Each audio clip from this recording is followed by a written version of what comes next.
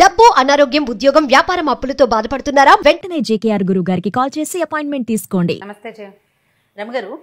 40స్లోకి వచ్చేసిన తర్వాత ఒక చిన్న చిన్న కన్ఫ్యూజన్స్ అండి.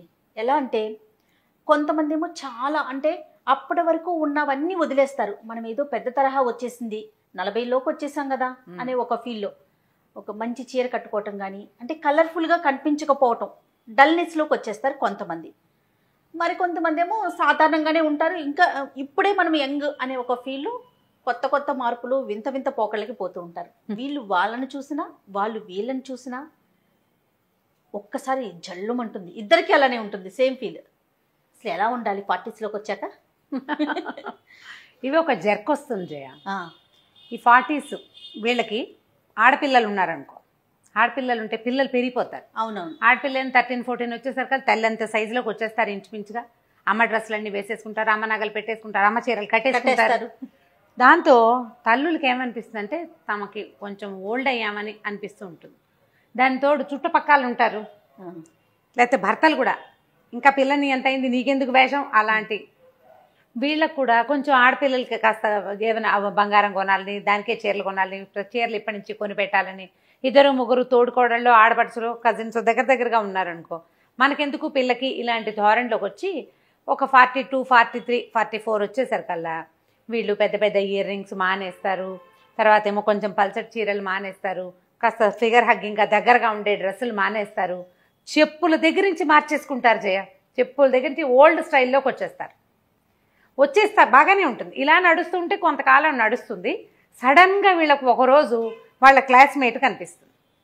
ఈ క్లాస్మేట్ మన ఈ మధ్య ఎవరో చక్కటి అందమైన సింగర్ లాగా, నాజుగ్గా, చిన్నగా బొమ్మలాగా ఉండి చక్కగా ఏదో మంచి డ్రెస్ వేసుకుని టింగు రంగా మనకు కనిపించింది అనుకో, కడుపులో మండిపోతుంది. ఎంత కష్టంగా ఉంటుందంటే ఆ వచ్చింది ఊరుకోకుండా ఏమిటో ఇలా తయారయ్యావు అంటుంది.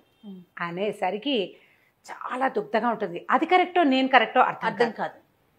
అలాగే ఉండాలా, ఇప్పుడే కదా మనం జీవించాలి అన్నట్టుగా ఉండాలా, లేకపోతే ఇట్లా కొంచెం పెద్ద మనిషి తరహాగా అని మనం అనుకుంటున్నాం కదా, ఈ తరహాలో ఉండాలా, మనకి ఎప్పటికీ అర్థం కాదు. అయితే రమ్మగారు, ఉద్యోగాలు చేసే మహిళలను తీసుకుందాము. కనీసం ఒక 25, 30 లోపు పెళ్ళయింది అనుకుందాం. 30 నుంచి 40 లోపు పిల్లలు పుట్టడం, మళ్ళీ మన బాడీ మనకి వచ్చే అవకాశాలు రావటం, 1, 2 డెలివరీస్, ఈ కార్యక్రమాలన్నీ అయిపోతాయి కదా. 40 దగ్గర పడుతున్న దగ్గర నుంచే మన ఫిగర్ మీద మనం కాన్సన్ట్రేట్ చేయగలుగుతాం. ఎవరు ఉద్యోగాలు చేసే మహిళల సంగతి నేను చెప్తున్నా. అలాంటప్పుడు వాళ్ళకి ఎలాంటి ఆలోచన ఉంటుందంటే, జనరల్గా సరే ఒక 10 ఏళ్ళు వెనక్కి వెళ్ళిపోయింది కెరీర్ మొత్తం, మళ్ళీ మనం రీస్టార్ట్ చేస్తున్నాం, మళ్ళీ మనం నలుగురిలోకి వెళ్తున్నాం, ఉరుకులు పరుగులు పెట్టాలి, అందులో భాగంగా మనం కూడా ఫిట్గా ఉండాలి అనే ఆలోచన వచ్చేస్తుంది. ఇప్పుడు ఫిట్ సరే, అన్ని మార్పులు చేర్పులు చేస్తుంటారు. చేస్తున్న ఉద్యోగాన్ని బట్టి కావచ్చు, లేకుంటే తిరిగే పరిస్థితులను బట్టి కావచ్చు. ఎందుకంటే ఒక 10 ఏళ్ళు వెనక్కి వెళ్ళిపోయాం కదా అనే ఆలోచన సహజంగా ఉంటుంది. ఇలాంటప్పుడు ఎవరైతే ఇంట్లో ఉంటారో వాళ్ళకి కనిపించినప్పుడు వాళ్ళకి మీరు అన్నట్లుగా నేను తప్ప వాళ్ళు కరెక్టా అనే ఆలోచన వచ్చేస్తుందేమో, బహుశా వస్తుంది కదా. అంతే. అయితే ఏంటంటే ఇప్పుడు ఏజ్ తోటి పెద్ద ఆలోచన చేయకూడదు ఈ రోజుల్లో. ప్రస్తుత సమాజం ఎట్లా ఉందంటే, ఇప్పుడు ఏజ్ తోటి సంబంధం లేకుండా నువ్వు గౌన్ వేసుకుని తిరగమని చెప్పరు ఎవరు. చిన్నపిల్లలాగా ఫ్రాక్ వేసుకుని తిరగలేము. కాకపోతే ఈ రోజులకు తగినట్టుగా ఎంతో కొంత మనం స్టైలిష్గా ఉండొచ్చు. దానివల్ల ఏంటంటే ఇప్పుడు ఈ ఏమంటారంటే మిడ్ లైఫ్ క్రైసిస్, నడి వయసులో వచ్చే ఇబ్బందులు, ఇవి శారీరకమైన ఇబ్బందులు 50 దగ్గర పడేసరికి వస్తాయి. 40లో వచ్చేది ఏంటంటే మానసికమైన అశాంతి, ప్రశాంతత కోల్పోతారు జయ. ఏ విషయాలకు అంటారు? ఓల్డ్ ఏజ్ వచ్చేస్తుంది అనిపిస్తుంది కదా, వయసు పెరిగిపోతుంది, పీరియడ్స్కి సంబంధించిన ఇబ్బందులు వస్తాయి, దానికి తోడు ఈ షాక్ ఒకటి తగులుతూ ఉంటుంది. ఇది ఒక డ్రామా ఎప్పటికప్పుడు. వాళ్ళు ఎంగగా కనపడుతున్నారు, నేను ఎందుకు కనపట్టలేదు, రకరకాల భయాలు వచ్చేస్తాయి. జీవితం మీద, అస్తిత్వం మీదే రకరకాల భయాలు వచ్చేస్తాయి. ఈ భయాల్ని జయించండి. లాస్ట్ టైం చాలా రోజుల క్రితం మనం ఒక వీడియో చేసాం, నువ్వు లేవు, నేను ఒకదాన్ని చేశాను. కొత్తది ట్రై చేయండి, మార్పును తెచ్చుకోండి జీవితంలోకి, ఏదైనా చెయ్యాలనుంటే చేసేయండి అని. నేను జీన్స్ ప్యాంట్ వేసుకున్నాను, ఒక ఆవిడ ఎవరో అడిగారు. వేసుకోండి, దాని మీదకి సరిపడా ఒక పెద్ద చొక్కా వేసుకోండి, మరి మీ అమ్మాయి వేసుకుని షర్ట్ కాకుండా అని చెప్పాను. ఏదో ఒకటి చెప్పాలి. ఇప్పుడు ఏంటంటే మనం ఇలా షాక్కి గురయ్యేలాంటి పరిస్థితులు ఉన్నాయి ఇప్పటికీ కూడా. ఇప్పుడు ఎవరు అట్లా లేరు అని వస్తాయి మనకు కొన్ని కామెంట్లు, ఇప్పటికీ ఉన్నారు. అందుకని ఇప్పుడు 30s లో మనము మన పిల్లలతో సమానంగా వేసుకున్న బట్టల్ని Hmm. 40s లో వేసుకోలేకపోతాం. ఫర్ ఎగ్జాంపుల్ నేను చెప్తా వినండి. నేనున్నాను, నా చుడిదార్ మా అమ్మాయి వేసేసుకుంటది. ఇప్పుడా ఫర్ ఎగ్జాంపుల్ చెప్తాను, గుడ్డది కాబట్టి సరిపోదు అనుకోండి. అదే 40s లో మేమిద్దరు షేర్ చేసుకోలేకపోతాం. నాకు ఒకలాంటి భావన వచ్చేస్తుంది, పిల్ల వేసుకునేది నేను వేసుకున్నా, లేదా నేను వేసుకునేది అది వేసుకుంటాను, చూసే వాళ్ళు ఏమనుకుంటారో అనే ఒక ఆలోచన రాదంటారా? మరి వస్తుంది. ఇప్పుడు పిల్ల వేసుకునేదంటే వీటికి కొంత కన్జర్వేటివ్ థింగ్స్ కొన్ని ఉంటాయి కదా జయ. పిల్లలు వేసుకునేదంటే జీన్స్ టీ షర్టు, భుజాల మీద ఎక్కడో ఇక్కడ ఓపెన్ ఉన్నవి, అవి పిల్లలు 20 ఏళ్ళ 18 ఏళ్ళ పిల్ల వేసుకుంటుంది. అది 39 42 ఏళ్ళ ఆవిడ వేసుకోలేకపోతుంది. అవును. అంత కాకపోతే కొంచెం దానికి దగ్గరగా ఉండేలాంటిది ఇంకొకటి ఏదో ట్రై చేయొచ్చు కదా. Yes, correct. మనకు అనుగుణంగా మనం వేసుకోవచ్చు. ఇప్పుడు ఏంటంటే 45 రాగానే మీరు ఓల్డ్ అయిపోయినట్టు కాదు. 55 వస్తే కొంచెం పెద్దవాళ్ళు అన్నట్టు, ఓల్డ్ కాదు. 55 కూడా ఓల్డ్ కాదు జయ. ఇప్పుడు సినిమాటిక్ గా మనం పేజ్ 3లో కనపడే వాళ్ళలాగా చేయలేకపోతాం.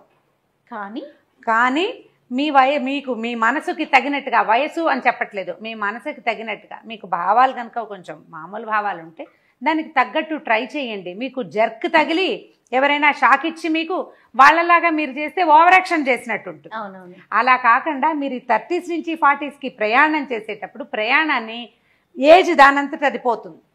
మీరు ఈ డ్రెస్లో నుంచి ఒక ముతక చీరలోకి జంప్ అయిపోవద్దు, ఒకేసారి జంప్ అవ్వకండి. స్లోగా తీసుకురండి చేంజ్.